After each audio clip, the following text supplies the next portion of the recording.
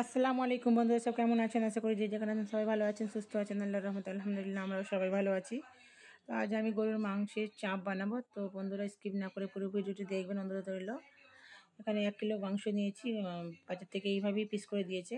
তো এখানে আমি 4টে পেঁয়াজ মিডিয়াম সাইজে ফ্রাই করে নিয়েছিলাম, আগে থেকে বেরেস্তা করে নিয়েছিলাম। তো দিয়ে দিলাম সব পেঁয়াজগুলো একসঙ্গে। এখানে টক দই রেখেছি 2-4 চামচ, টক দই দিয়ে দেবো। স্বাদ মতন লবণ দিয়ে দেবো, স্বাদ মতন লবণ দিয়ে দিলাম। তো বন্ধুরা স্কিপ না করে ভিডিওটি দেখবেন অনুরোধ রইল আপনাদের কাছে। হলুদ গুঁড়ো দিলাম আমি একদম 3 ভাগের 1 ভাগ, অল্প করে দিয়েছি এখানে। ধনিয়া আর জিরে গুঁড়ো একসঙ্গে ভাজা ছিল দিয়ে দিলাম। কাশ্মীরি লঙ্কা গুঁড়ো একটু রঙের জন্য দেব, আর লাল লঙ্কা গুঁড়ো ঝালের জন্য। আপনারা যে যেমন ঝালটা পছন্দ করেন দেবেন সেইভাবে।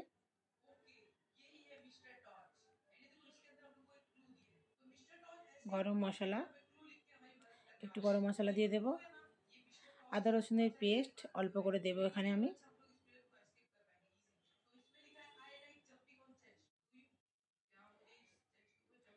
আর সরিষার তেল দিয়ে দেবো শেষে, দিয়ে ভালো করে আমি মাখিয়ে নেব হাতে করে, মাখিয়ে রেস্টের জন্য রেখে দেব।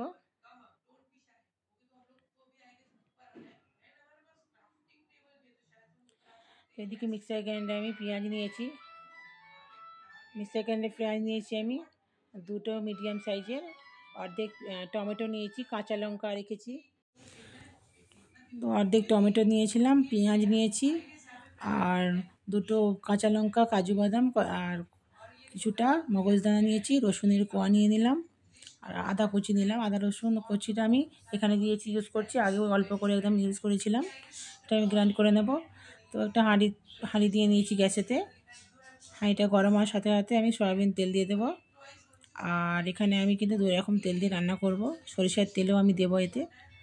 আপনারা চাইলে যে কোনো একটা তেল দিয়েও রান্নাটা করে নিতে পারেন।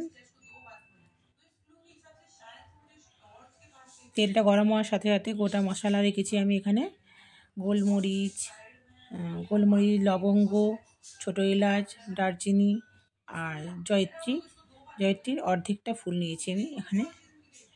তেজপাতা নিলাম, শুকনো লঙ্কা দিয়ে কিছুক্ষণ নাড়াচাড়া করে আমি যে পেস্টটা বানিয়েছিলাম সেই পেস্টটা আমি দিয়ে দেবো পেঁয়াজের।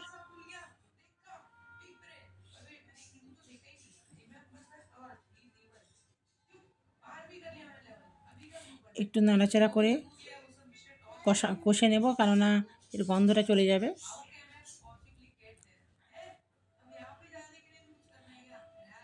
এবারে রেডি করে রেখেছিলাম যে মাংসটা দিয়ে দেবো, দিয়ে দেব।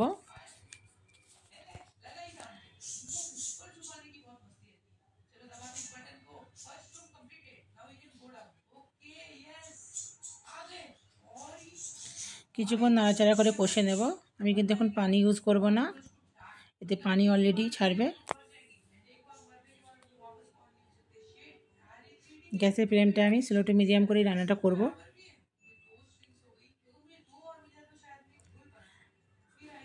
তো এখানে আমি 15 মিনিট কষে নিয়েছি। শেষে অল্প পানি দিয়ে, একদম অল্প করে পানি দিয়ে আমি গ্যাসের ফ্লেমটা আমি স্লো করে দেব এই সময়, আর ঢাকনা দিয়ে দেব। ঢাকনা দিয়ে আমি ঠিক 30 মিনিট পর আমি ফিরে এসে দেখব।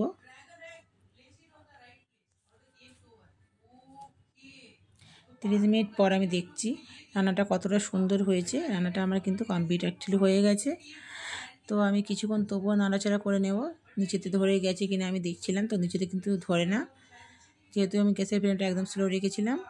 রান্নাটা খুব সুন্দরভাবে পারফেক্টলি একদম সিদ্ধ হয়েছে মাংসগুলো। তো এখানে আমি গ্যাসের ফ্লেমটা এবার বন্ধ করে দেব।